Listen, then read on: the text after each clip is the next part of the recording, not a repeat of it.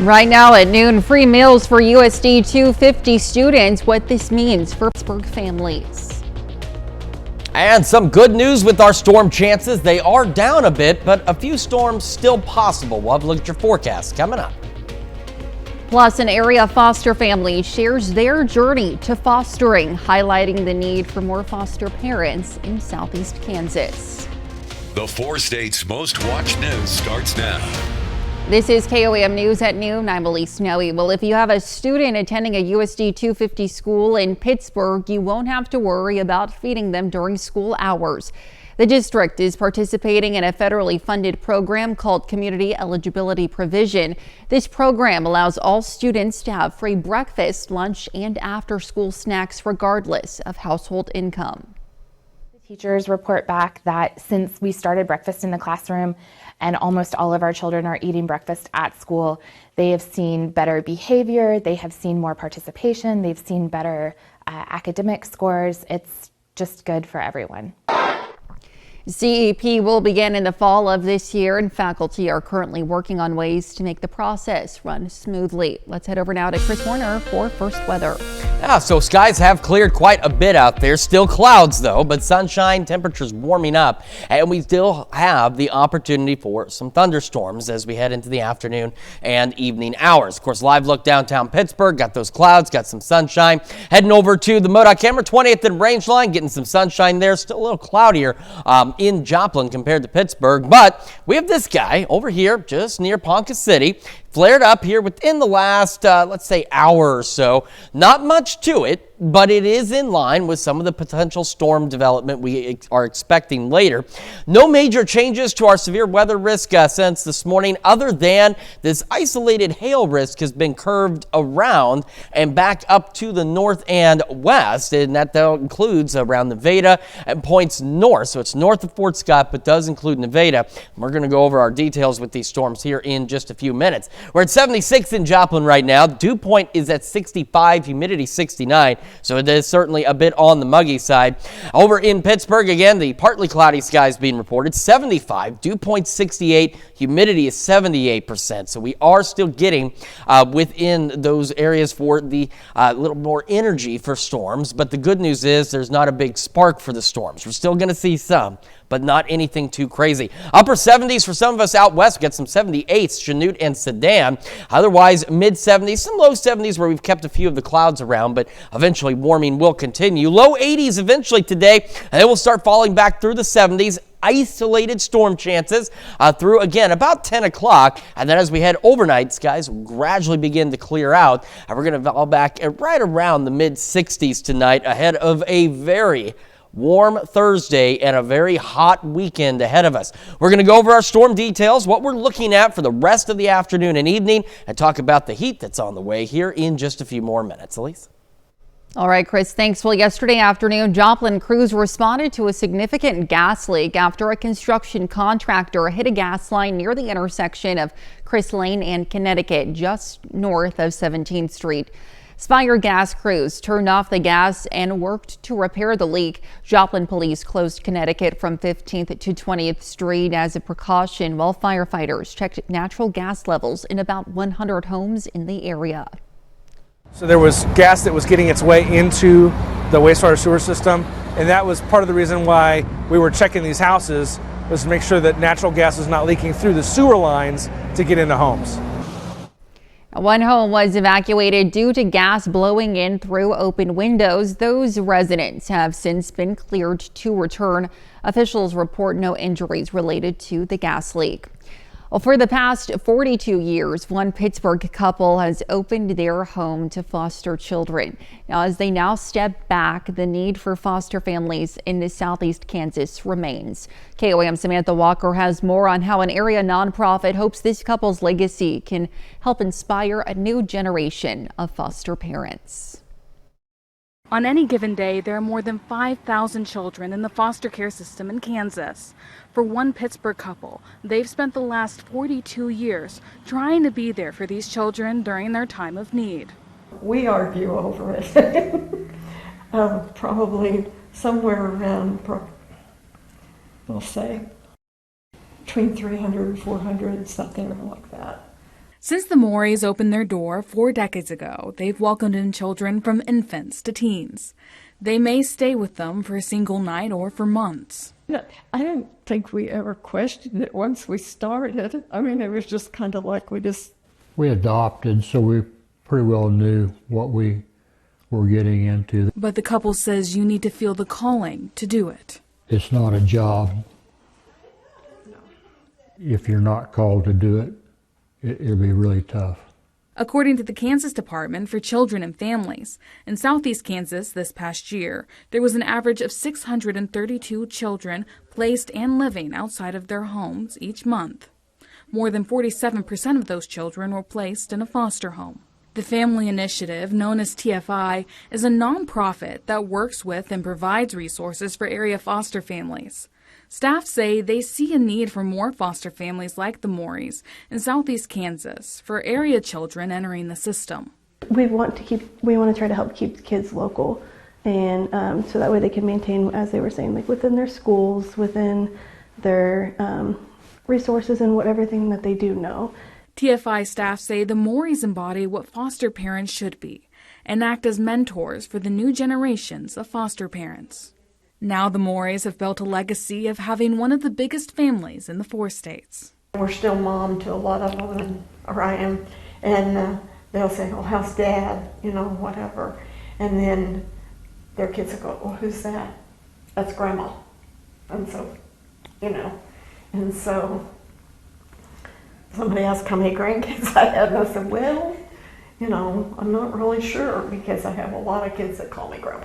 The Mories foster children can be found all across the country with a variety of careers, some even becoming foster parents themselves. But they say the importance of foster parents become clear when they see children break the cycle. The ones that I think are the most successful are the ones that have kept their kids and raised a family from where they came from. Reporting in Pittsburgh, Samantha Walker, KOAM News. If you're interested in becoming a foster parent yourself, you can learn more about how to get started on our website. That's KOAMnewsnow.com.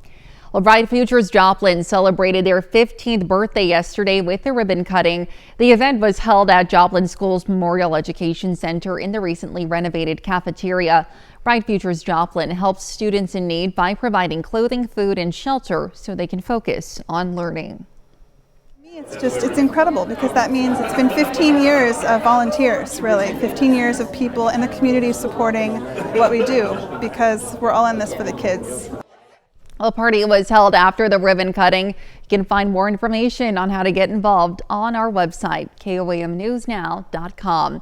Well, coming up, the latest on the president's stance on the Iran and Israel conflict. And later, we're making summer's best slaw in the Mr. Food Test Kitchen.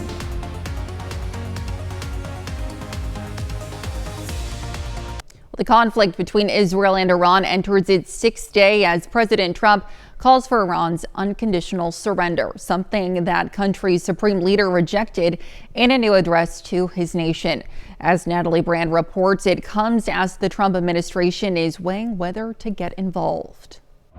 Israel's military says it struck around 20 targets in Tehran overnight, prompting thousands to flee.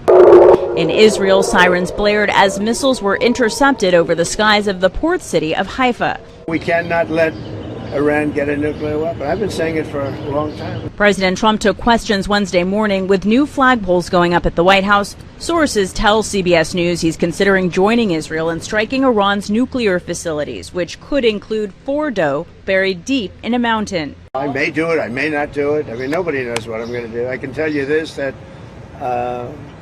Iran's got a lot of trouble. Sources tell CBS News there's not agreement among the president's closest advisors about next steps. Today, the president was also asked about his social media post calling for unconditional surrender by Iran's supreme leader.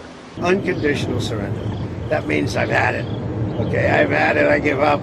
No more. In a recorded video, the Ayatollah said any military involvement by the U.S. would cause, quote, irreparable damage. The Iranian regime has been just devastated. H.R. McMaster served as a national security advisor during the first administration. The effects that Israel's had, I mean, of course, we've been talking about the effects on the nuclear program, on the missile program. but I think they've killed something like 15 or so, nuclear scientists and decapitated the Islamic Revolutionary Guards Corps. CBS News has learned Israel did not request that the U.S. join its effort militarily, leaving that choice to President Trump. Natalie Brand, CBS News, the White House. On his comments, President Trump said next week will be big, maybe less than a week, without giving details on what he meant by that. And still to come on KOAM News at noon, Mr. Food. Need something to bring to a family shindig or a backyard bash? We have a go-along that goes along with everything. And we still have thunderstorm chances possible, and then the heat really cranks up. Details when we return.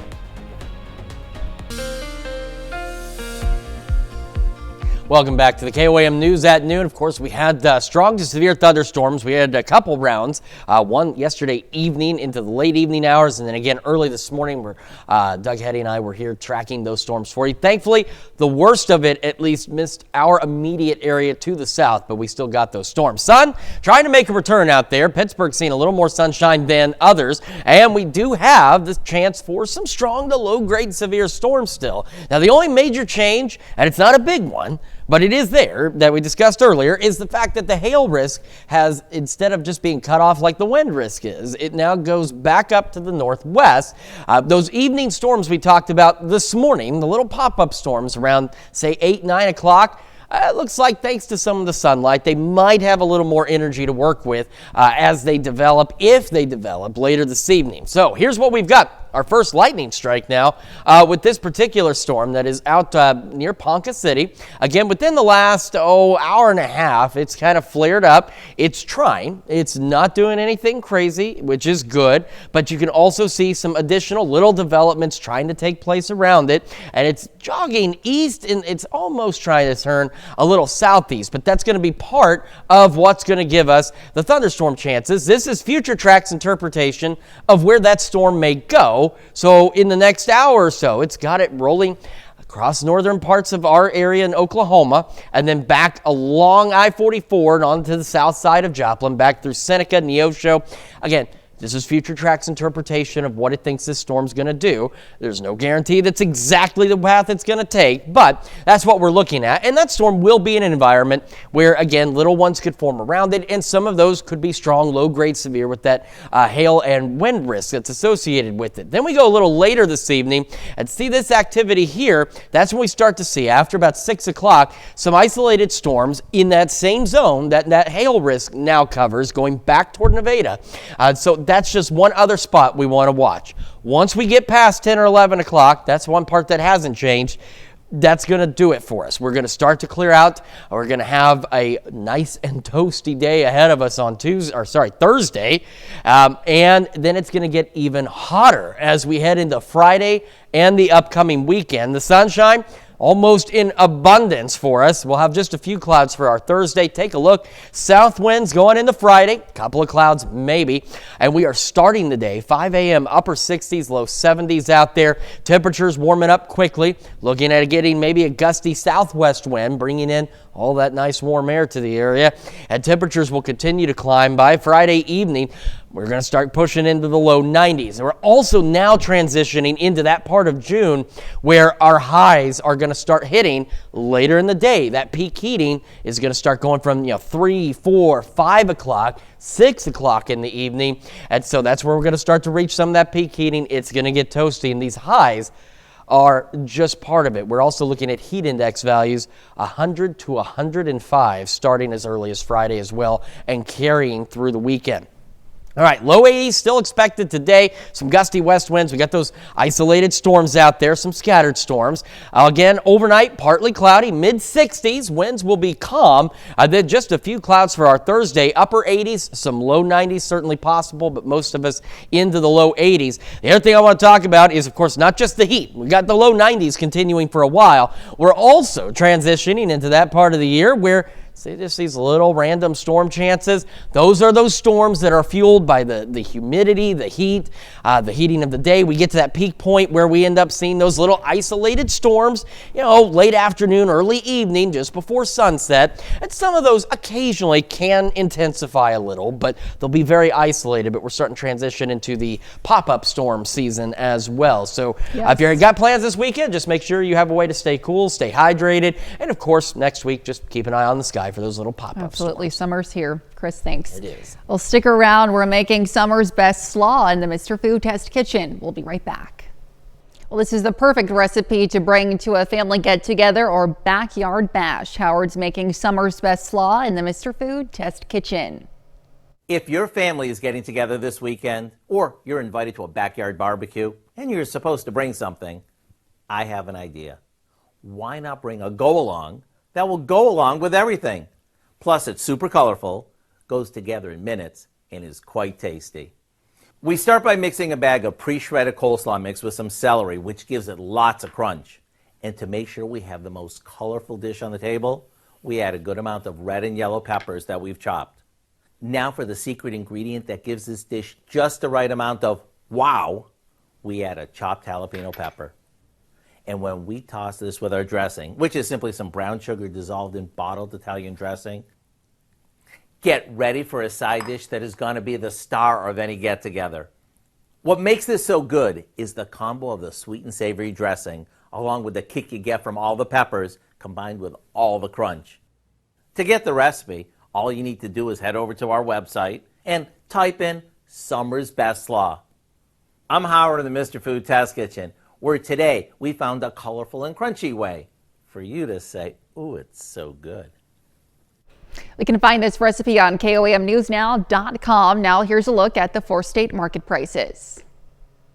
All right, still could get a couple of scattered storms out there through the afternoon and evening hours. A strong storm or two also possible, something we'll keep an eye on.